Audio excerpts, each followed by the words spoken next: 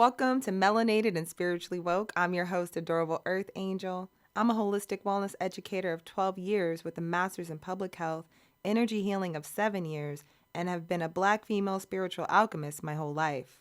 Each week, we'll be sharing uplifting, spiritually focused wellness practices to best support you in regaining your personal power, or we'll have special guest interviews with the same intention. This show is in service to all those listening, and especially for folks of color who are seeking information to support their physical, mental, and emotional spiritual awakening.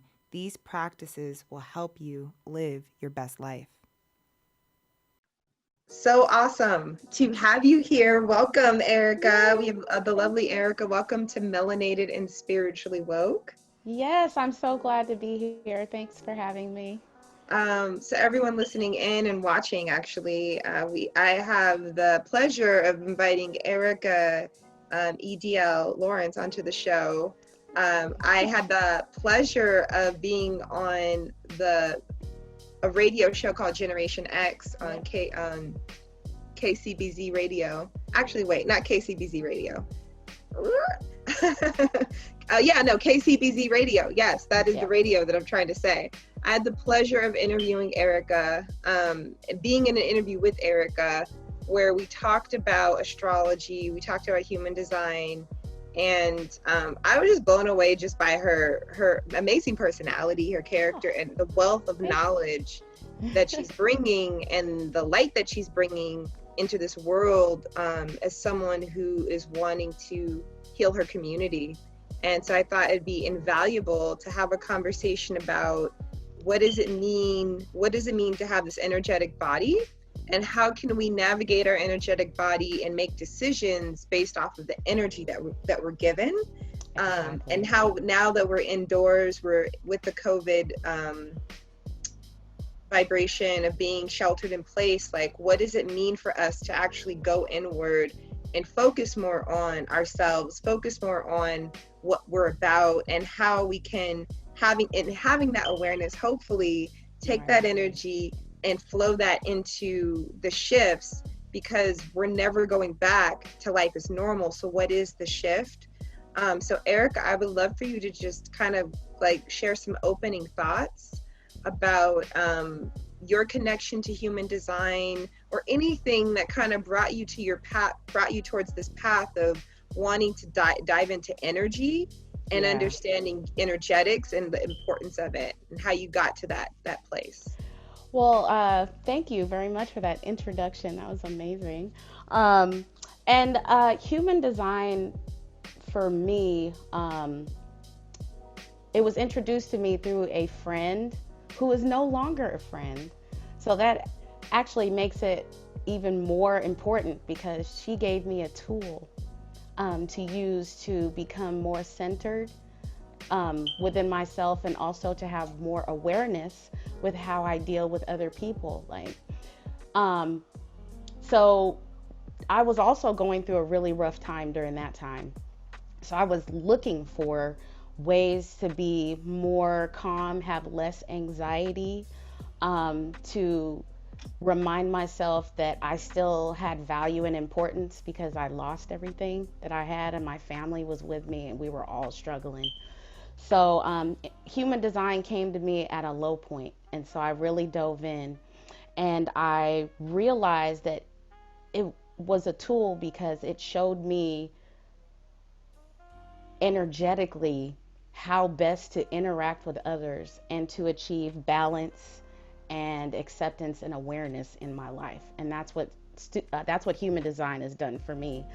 And it's been it's been validated by doing the designs of the people around me, starting with my family and a lot of my friends. And a lot of them were amazed at just how much I was able to express how they feel about things they never say, really. So that's when I knew that human design had some validity and had some substance and actually worked as a system. Not sure how many listeners know about human design, but I was directed to the Jovian archive, and I started there. and it's a great database, and it talks about the generalizations of how human design came to be, when it started, who was the person who started it. I can never pronounce his name. I think it's Ra Uhuru something. I'm not sure. But I just loved it as a tool, and I shared it with as many people as I could, um, as I could explain it properly. And the more I learned, was the more I gained an appreciation for it in my life. It's helped me cope with a lot of difficult situations, and I think we need that, especially now. I like how you say I think we need that, especially now, We do. because I hear, like, when I hear the word we, I hear so many different layers. This show is about expressing the viewpoints of melanated peoples, and there's a we in there that I definitely hear. That is, we as melanated people need ways in which we can understand our power, Yes. understand how it works, and how to utilize it to our best ability, because we've been in these systemic cycles of having our power taken. We need this. We need to know who we are, and we need to know how to work it. So there's that we. Then there's the Yes. collective we, that we need this. We need to recognize that we are connected, as this Yes. virus has shown us, that we are so connected, actually. Even as we sit in social distance and we're, isolated, alone together, we're so connected that we have to isolate. That's how connected we are. So Yeah. there's It's that we. ironic. It's ironic, but it's where we're at. And so I love, like, how you practically thought about how this could support your family, how knowing the designs, like looking at them the way you can. For me, I know my story and my journey with human design and astrology was the first thing that I got into. And then I went to human design later. I learned about that. They're both brilliant systems based on metrics, based on, like, precise measurements that are very Geometry. precise in their Yeah. calculations. And yeah, of course, the flavoring comes with the interpretation of what you see. That every astrologer, everyone who does human design is going to interpret it differently. But Right. what I found at the core of it when I unearthed it was, wow, the possibility of forgiveness, the Yes. possibility to forgive myself, the possibility to forgive my father, Yes. to forgive my mother, because I know that maybe something about our designs are bringing up and stirring energy that is set and fixed, and I don't Yes. have to have a conditional connection related to that. And I want to kind of take us back a little bit more to Sure. explaining what human design is before we talk about the practicalities and applications. Yeah. I have pulled up, that I can share my screen. I'm going to just pull up uh, what we got here. Is this what I want to pull up? Let's see what happens. I There it is. Okay. We're seeing the human design. Awesome. Yep. We're seeing the four types, which is, I believe, the core of understanding human design. There are different ways to approach it, but the simple concept of living your strategy based on your energy type, it really struck me as very important to understand before diving into human design. So I started there.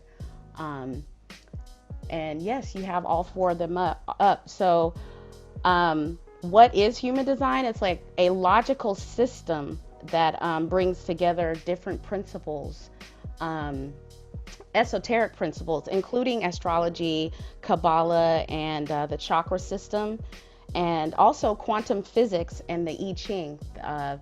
Very rooted in all of these systems. And when I say strategy, I'm talking about strategy helps you align your life to the correct geometry and eliminates resistance in getting the things that you want, and also helps bring about awareness and acceptance of who you are. So human design is also based in the idea that we are a binary consciousness. um, it's very interesting. Just for a second, I read about how brains functioned when they were severed, the hemispheres were severed.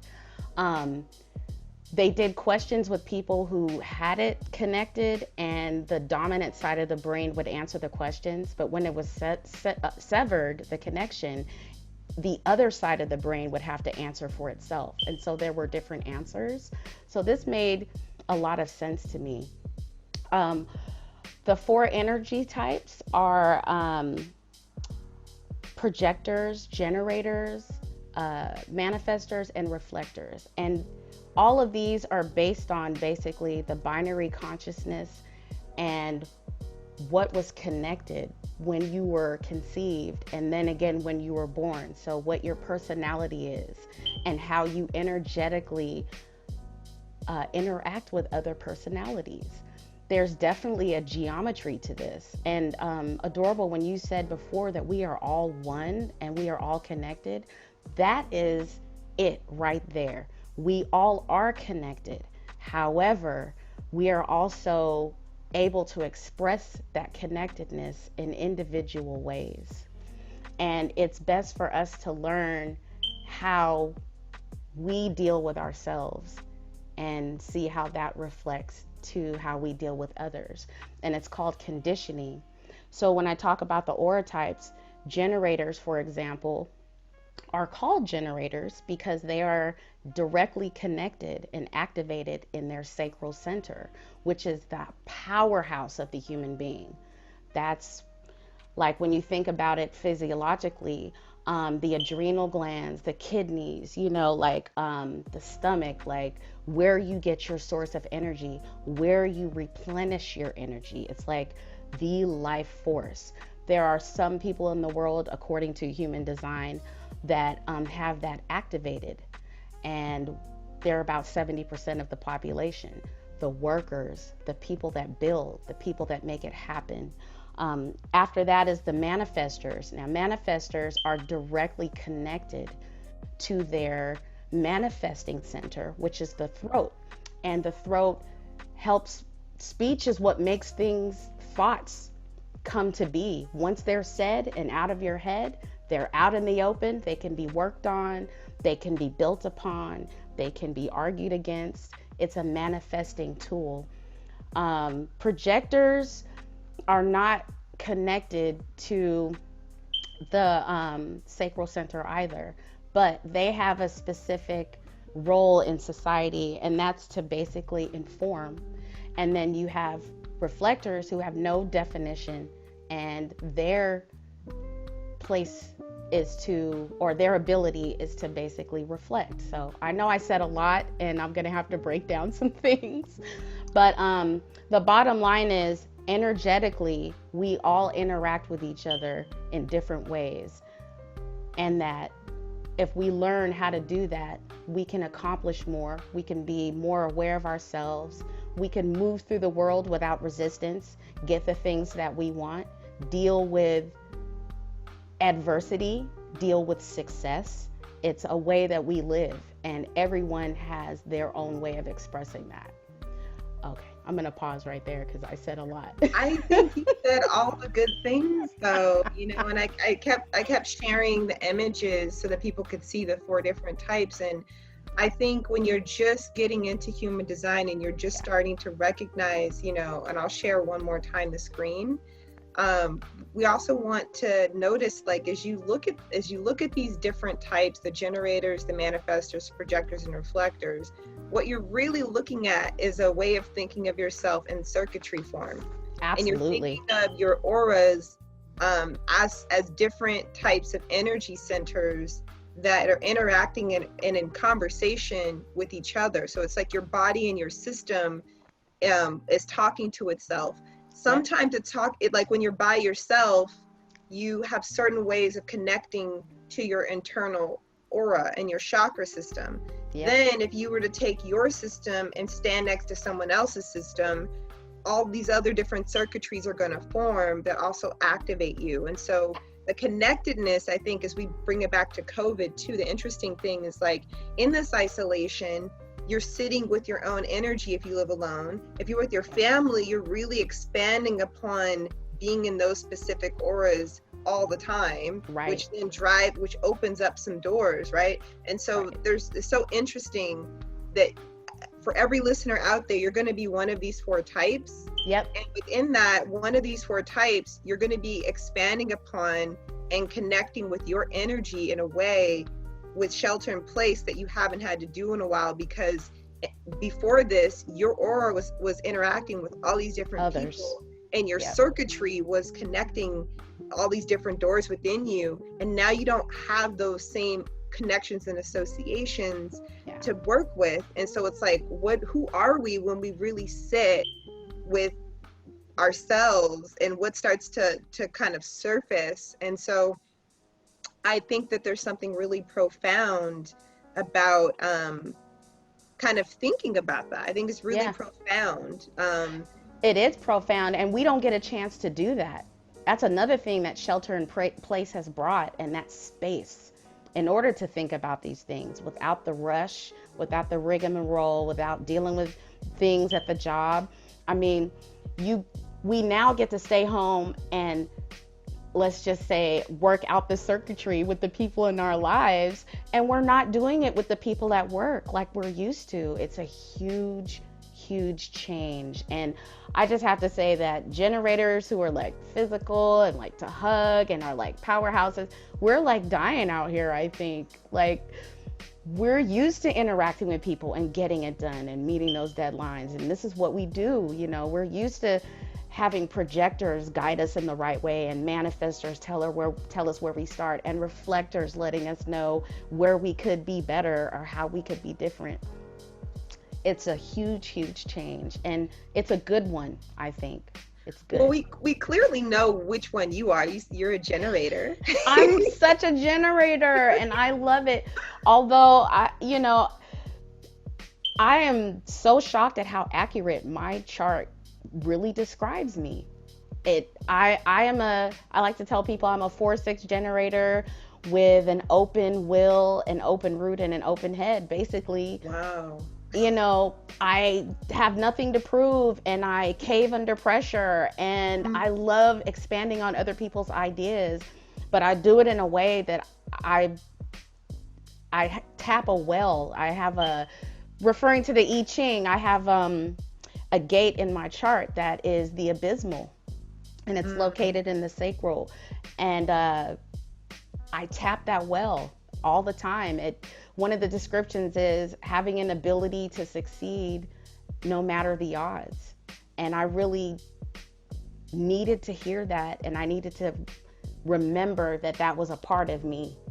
It's the self-awareness is learning how to interact with others is a good side effect of taking my chart and learning more about myself first.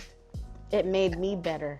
It made me able to connect with people in a more positive, helpful way.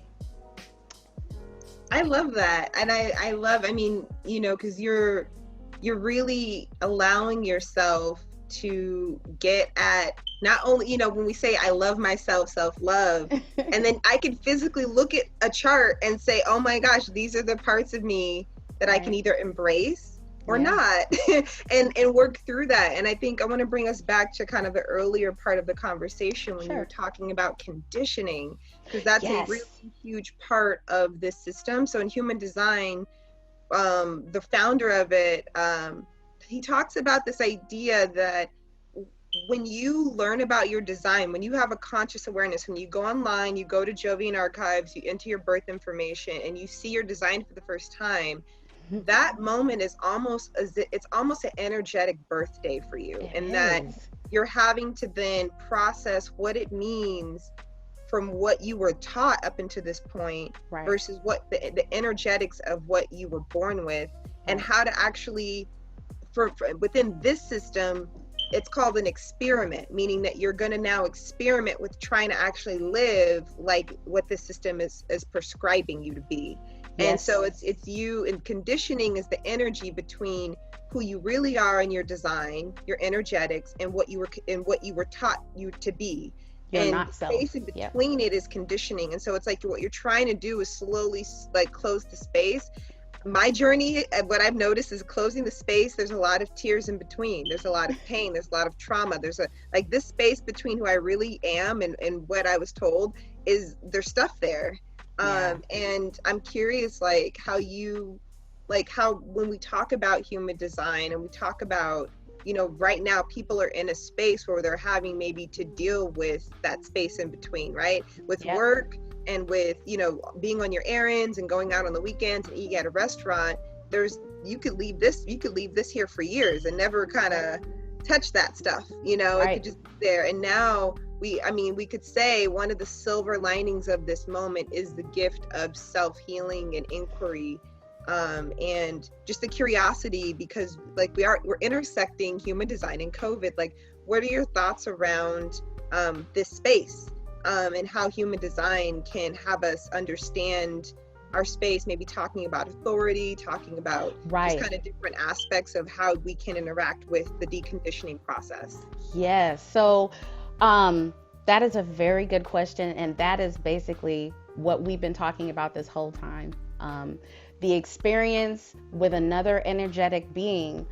If we talk about human design as circuitry, your circuitry is going to line up in certain ways that say, I have a center that's activated and the other person has a center that's activated, and the gates correspond. You have something called channels. And the channels is where those are where dynamic work is done. That's where cooperation is. That's where each individual's personal strengths and skills come from. When we talk about conditioning, we talk about people who have open areas in their chart. Like before I said I had an open will center. So when I interact with someone who has a defined will center, they're going to dominate. They're conditioning me there. So the will center is a motor. So where they have the motor and the energy and the drive to be competitive, to be willful, in a good way, if I try to emulate that as a person who has open will, I can actually burn myself out. I can actually end up with physical problems like ulcers and heart palpitations and dysfunctions in my, kidneys and stuff, because I don't have access to that motor. It's not activated within me. It's activated by my experience of other people who are activated in that will center. So having said that, my conditioning makes me able to work with the person who has that, and we both accomplish something together, a thought, an experience, a memory, whatever, and they dominate there. On the other hand, I am supremely defined in my sacral center, which is instinct and having that clarity of being, to be aware of your surroundings at all times and just have that within you. All those gates are tapped open. Well, nobody else in my family has that. So I'm the mother, and my children, they really kind of rely on that. And I can feel the pressure from that. They all pull from me. Mom, how do I do this? Mom, what do I do that? And it's usually like I'm used to dealing with people who are defined there, and it can get a little bit of anxiety for me to have that pressure to pull so much energy in my household. So those are just two examples of conditioning.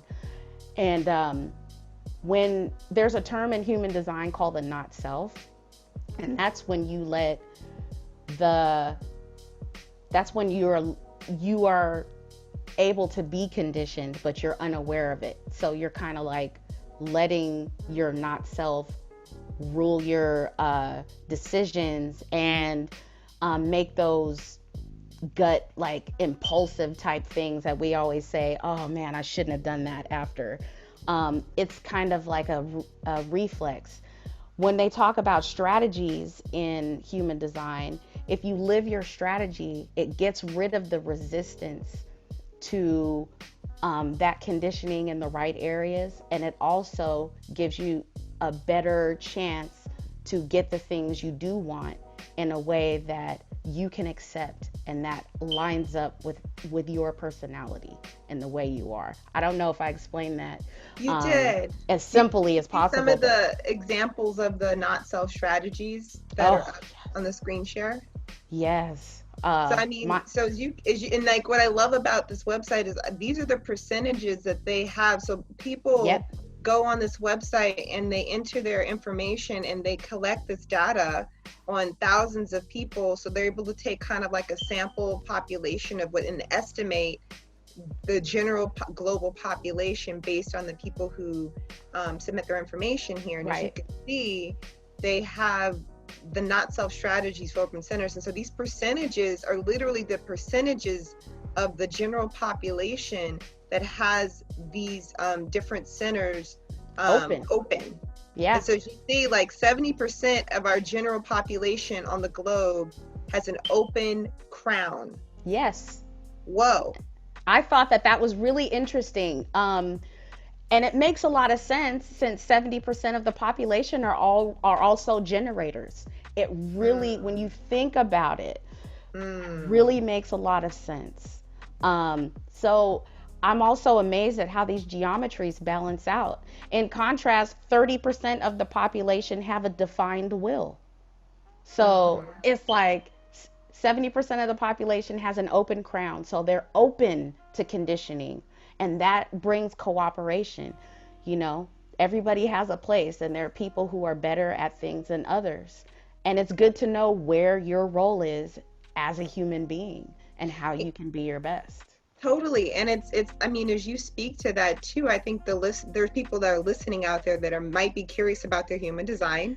Hopefully this conversation's a selling point to know yourself, to know your energy, and to also recognize that as you most people listening are probably going to find out that they're a generator. Some people are going to find Yeah, out that they're one of the other types. right. And the not self energy is when we are actually acting as a different type than what we were assigned as. Yep, not So if living your I'm a strategy. generator and I'm acting like a manifester, and I want to Yep. talk about that dynamic because I think that definitely dovetails with the energies around. People have been asking me about basically like metaphysically and spiritually why we are where we are with COVID, and astrologically there's so many reasons why we are here with COVID, like why this had to happen. 2020 was a game changer year, and we are here, and I don't want to, every time I bring up COVID, I never want to negate the physical real challenges that people are Right. experiencing.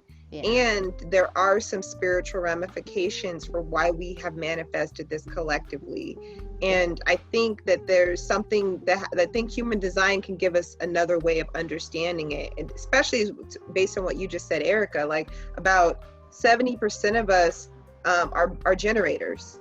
Mm-hmm. And yet, if you look at our cultural, and I'm talking about America, which Yeah. is this very dominant force on the planet, everyone really looks to Americans to be the ones.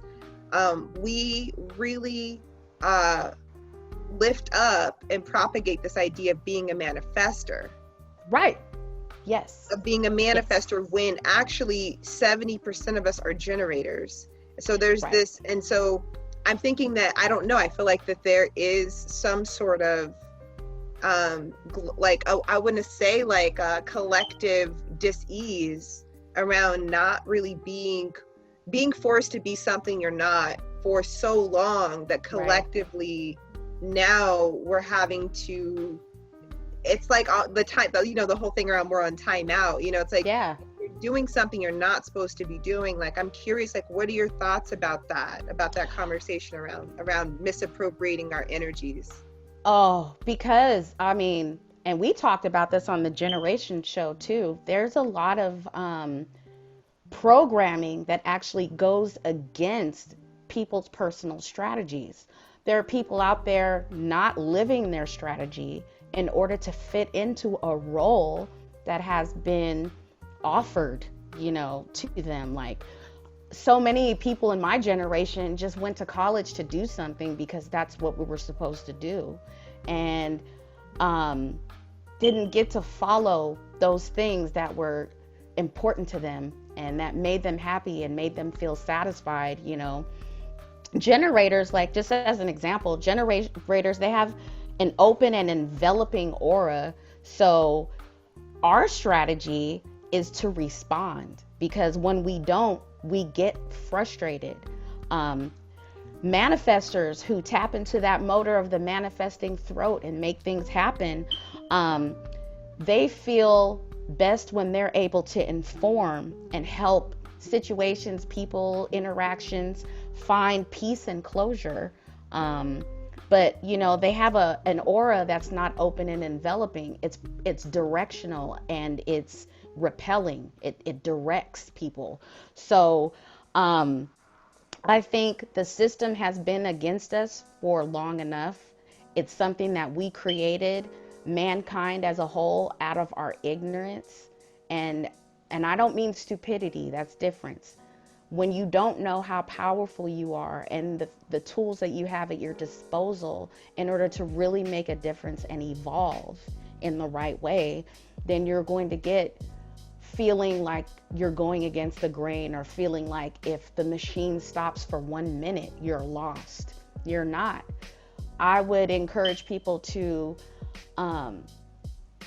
use this time to find out what really makes them satisfied, happy, feel like they have purpose in their lives, feel like they're actually overcoming bad negative cycles and evolving in the right way and progressing in the right way, being of service to people who are struggling with that. That's humanity's job. It's not really our jobs to go get paid to do work for a company or to do things that don't make us satisfied. And it's funny how that whole idea we've been exposed to this our whole lives, but the everyday conditioning has always taken over. We as a whole have been our not self. I feel right now we're at a crossroads where we're at a tipping point where we can continue on the way we've been this whole time and keep doing that insanity thing, crashing up against that wall, or we find a way to overcome this obstacle. But we have to do it as a unified entity. And that's the only way we're going to help with the environmental problems and all these systemic problems that keep having the same cycles and coming to the same conclusions. We're at a crossroads. And this is COVID-19, and dealing with this is like a pause. Like, wait a minute, meditate, get yourself together, look in the mirror, remember what's important, and be your best no matter what. Wow, that was a beautiful mic drop moment. And thinking about because you're bringing it right back round. It's about us individually, it's about us collectively. And I'm hearing, as I think about the times that we're in, and I'm going to enter in a little bit of astrology because my listeners are used to that. We are, as we speak, we are shifting into a new, we shifted away from this energy of the Capricorn, Cancer, nodal access point where we had the themes around the work versus home.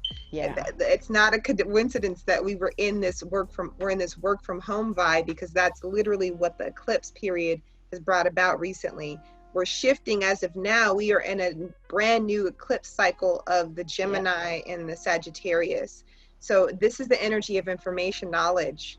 This is the moment where you actually learn a skill. This is like going online and taking a course and taking a class, and the skills of knowing and the skills of building up what you can do are going to be so crucial and pivotal in kind of what you just said, Erica, and us kind of moving into a new chapter of being, because we can never go back to the way things were. We can only move forward. And knowing who you are and at an elevated level helps you to move forward in an educated way, where you're not holding on to the past. You're not holding on to the South Node. The Sagittarius energy is going to really be asking us, we want to hold on to these old traditions. It's the past. These old belief systems, they're crumbling. The Gemini energy is like, what are these new ways of being? And a lot of it is around what you spoke to. Gemini is this energy of what we can do locally as well. It's about local community. It's about connecting with skills. It's about bringing in these fresh ideas. Yeah. And that is for the next year, what we're going to find is we're going to see two boats of people. We're going to see people who are trying to go backwards, clawing for the past, which is what we've already seen this whole time, but we're really seeing it amplified. And we're going to see people who are like, okay, let me skill up, let me be brand new, let me get on the train, because this is where things are going, and I'm going to contribute my unique skills to this movement. And a part of what Eric and I are speaking to is that human design can be one of many tools that can help you shift towards this this new age energy of the age of Aquarius, which is where we're at, which is where we're going, which is bringing out the best qualities of who we are into this next chapter, into this next frequency. And so I think as we start to kind of close down a little bit, I am curious about just the way we can think about the practical applications for how to interact with this system if this is our first time with human design. I mean, when you go and get your chart, it's just going to look like a bunch of information, and there's no explanation on what any of this stuff means. I'd love to hear your thoughts, and then I have some thoughts as well as to how people can get started on their human design journey. Oh, absolutely. I did discover a little bit of a shortcut. We mentioned before, starting with the Jovian archive. So if you start there, you can get your birth chart. All you have to do is put in, just like with any other astrological free birth chart online, and you put in your information for your chart, and then you actually get your chart. And after you're looking at it, you can actually scroll down to the bottom of that page, and there's a spot that says My Body Graph. And if you click on that, it will actually bring your chart into a whole nother platform called My Body Graph. And you'll be able to look at each aspect of your chart and click on it and get an explanation. You can also get information about what the different parts of your chart mean specifically. And you can look at your open areas and also get strategies right then and there. So yeah, I see your chart up and it says chart properties. So if you go scroll down to the bottom, there's a little tab that says My Body Graph. Yep, that's it. And it should automatically bring it up. And there's the chart, and then there's an explanation to the right-hand side. It's really informative, and I was really able to get into it with this tool, and I'm glad I stumbled on it. Since then, I've opened my account, and it's free, so all you'd have to do is just sign up and create your own password, and you can refer back to your chart whenever you want. And especially to validate some things, like, what did it say about my solar plexus? Let me look at that. Okay, yes, girl, I am emotional. My goodness, this chart is just so perfect, Yeah, and I'm so happy that you gave us a way to kind of walk through that, and and also the emotional part, because in human design, actually, emotional, it has its own, it's a special kind of definition. It's emotional like you would think, like emotions, but it's also in itself an energy center. And within human design, it's actually a huge component of how you make decisions. And actually, before we go, I really want to talk about that, because I think as people of color, it could be challenging in a society where it feels like there isn't choice. I think as women, it could be hard in a society where it feels like you don't have the ability to have choice. And I think this is so cool to think about, a way to also decondition the greater societal constructs, not only just the familial constructs that we get, which are connected, right? But that this is such a great way to think about it. So within human design, you have this thing called, there's all these different things that we talked about, and I'll share once more, because I actually happen to be emotionally defined. Me too. I am also emotionally defined. Oh, cool. So this right here, this particular triangle, this brown one, is is the solar plexus. So in this system, Yes. your solar plexus is where your that's your emotional body. And it just, and when you're defined, it means that this is filled in. And look, to show you, the only thing I have that's not filled in my chart is my crown. Is your crown. Most people. Yeah, I'm a pretty dense person. You're very well defined. I'm a well-defined woman. But as you can see, like, this is what an open, literally it's white. So it's a white box. So this emotional, I want to point this out because no matter what particular type you end up finding out yourself to be, you know, there's going to be something around emotion.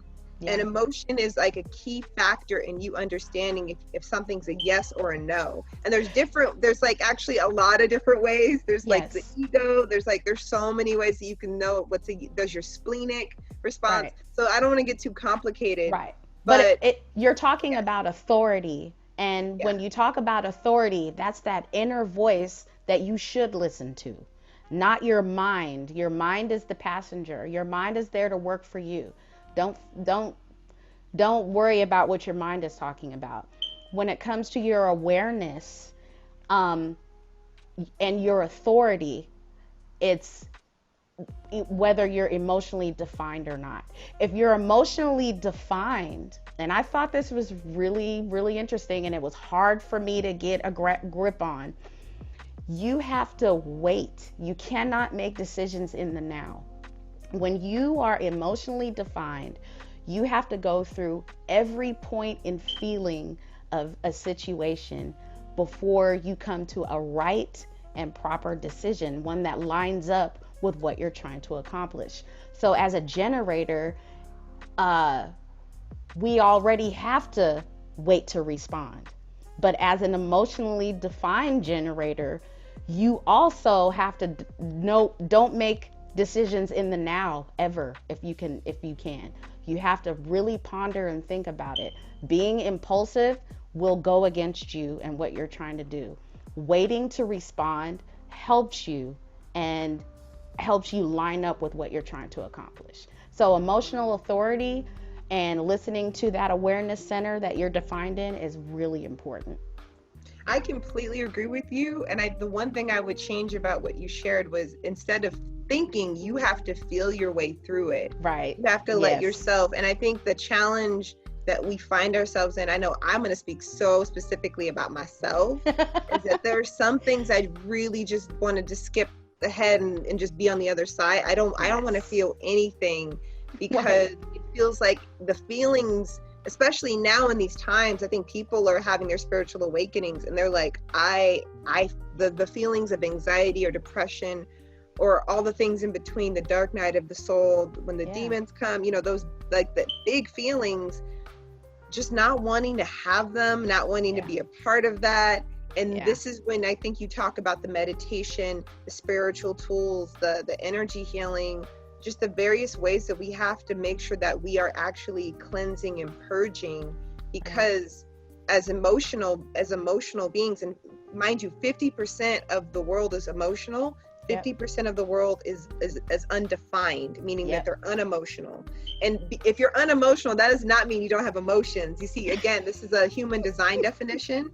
It just means that your emotions are, so for instance, I'm defined and she's defined, meaning that when we come together, we're both emotionally defined. If I was undefined, that would mean that if we got together, actually, I think virtually, I think auras connect virtually, by the way, which is a whole nother conversation. Me too. Yeah. Yes, I think you and I think our auras are touching as we're having this, clearly, because there's things that you don't know that you know when you're talking to someone on the phone or even on the okay. I digress. I agree. But if I was unemotionally defined and you were emotionally defined, for example, if she was having a bad day, all of a sudden I'd be picking up and I'd be like, I think I'm having a bad day. And then the number one thing to think about too, as we close on this conversation about our authority, is throughout each chapter of you looking at your human design, if there's an open chakra, you're wanting to ask yourself, is this mine? Yes. And that's mine. That's right. And we call that the not self question. You ask yourself that question. And if the answer is yes, then you have a not self answer to go along with that. It's really easy with open centers. It's one question or two questions. You tap in, and then you follow the strategy to get you out of that negative energy. You find a way to bring it around to positive energy. And for emotionally undefined people, it can be really tricky because you'll just ask yourself, why am I feeling like this? Because you are around an emotionally defined person who was having a really trippy moment. So even knowing that can make you better. Just saying, hey, why is this my emotion to take on? No, it's not. Okay, let me center myself. Let me remember who I am and just be supportive. I love human design. It just explains a lot. And I want to touch on just for a second, the Sagittarius Gemini energy. The Sagittarius energy also brings expansion because of the Jupiter energy. That's the ruling planet. And I'm just really excited about where we go next from here, just moving forward and having that intellectual dichotomy with Gemini on the other side. It's good. And I want to also piggyback on that, and the type of, because Sagittarius is going to be on the South Node, it's going to be expanding upon the crumbling of the patriarchy. Yeah. Boom. Boom. I just want to put that in there. Period. Dot. South Node is about seriously like what we're letting go of, and the North Node is where we're expanding. Where we're going. We're breaking down white patriarchy, and it's going bye-bye, and it is struggling right now. I just personally and even globally, whiteness, and it struggled to let go of its definition of what it was in order to make way for what it needs to become. Yep. And I think, like, again, like when we know who we are, like we can hold a pillar in the face of those challenges around, well, no, I should go back to work. When you notice that you got to actually see your children for the first time in years, there was some gems in this moment. Right. And it's like, what do we need to do to rework and let go of the patriarchy and redefine this new way? And like, with technology, there's so many ways in which we can redefine how our energy is supposed to flow, so that we're here to actually do what we're here to do. And I love us because we do it best too. Against all odds, against adversity is our friend, especially now. So all these people that are freaking about what they're about to lose and what rights they can and can't have, or who's taking away whatever, look, we've been done that. And we have all kinds of epigenetics to prove that. We have all kinds of cellular memory, and the ancestors is what we call them. We have all of that to go off of. We're going to be just fine. And I can't stress that enough. Every brother, sister I see, and I know it's about everybody, but this is melanated magic. Every brother, sister I see, I'm going to hug you if you're okay with it, because I trust that you are in touch enough to know that this pandemic doesn't have to shut down your entire life.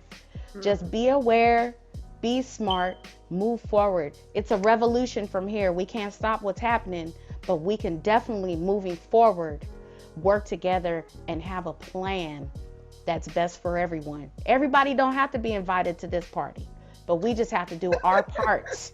That's it. I'm tired about everybody else. I'm tired. That's that Scorpio in me, that double Scorp. Wait, Erica, did you just say like some people ain't gonna be invited to the spiritual barbecue?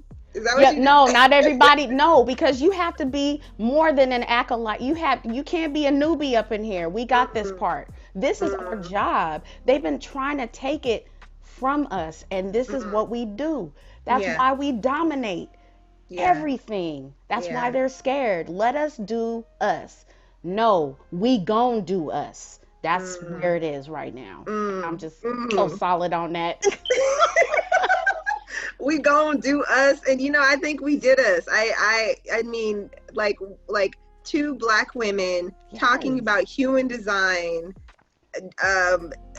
Like, this is just amazing, and the intersections between the coronavirus as it relates to social justice issues and the falling of the patriarchy.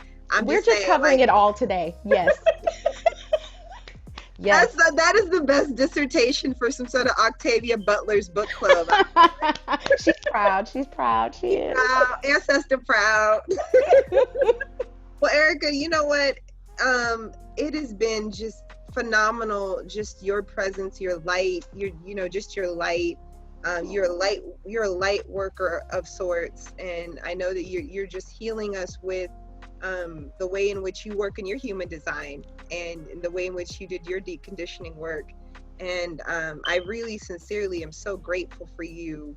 From the moment I met you and I got to sit next to you and hear you be this beautiful person, articulate and prophetic in where we need to go, and so positive and full of so much hope around what we can do to shift our consciousness as people of color, and recognizing that these new age tools are not white and they're not something that are inaccessible for us, and in fact can be so critical for us navigating these practical landscapes, knowing who we are, given the fact that our identities were stolen from us, that there's other ways in which this information, there's blueprints, and we just need to read them and come into alignment. And so is there any closing words you'd like to share with us? Just thank you so much for that, and I receive everything that you said.